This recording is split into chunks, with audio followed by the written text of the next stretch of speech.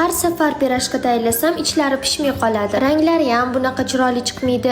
Sousini-ku umuman bilmayman. Deyotgan bo'lsangiz videoni oxirigacha ko'ring, ideal variantini o'rgataman. Idishga iliq sut, iliq suv, tuz, shakar, tuxum va drojani solib, yaxshilab aralashtirib, elangan unlarimizni oz-ozdan qo'shamiz. O'simlik yog'ini solib, qo'lga yopishmaydigan yumshoqqina xamir tayyorlaymiz. Xamirlarni 1 soatga oshirganni jo'natamiz. Ko'rganinglardek oshirma xamir ideal chiqdi. Endi bo'lsa bularni teng bo'laklarga bo'lamiz. Pirojkini ichiga men elif tushonkalaridan ham soldim. Tovuq go'shtini mazasi yoqqani uchun pyureni ustiga qo'yib chiqdim. Bu usulda tayyorlab ko'ringlar, sizlarga ham yoqib qoladi. Pirojkilarni videoda ko'rsatilgandek tugamiz va yarim soat tindirib, qizib turgan ko'proq yog'ga solamiz. Ustidan yog'larini sepib tursak, do'mboqqina bo'lib pishadi. Asosiy sirlaridan biri ham aynan shunda. Endi sizda pirojkini 100% ishonchli retsepti bor. Oila a'zolaringizni xursand qilib, albatta shu usulda tayyorlab ko'ringlar. Video manfaatli bo'lgan bo'lsa, like bosib, sahifamga obuna bo'ling.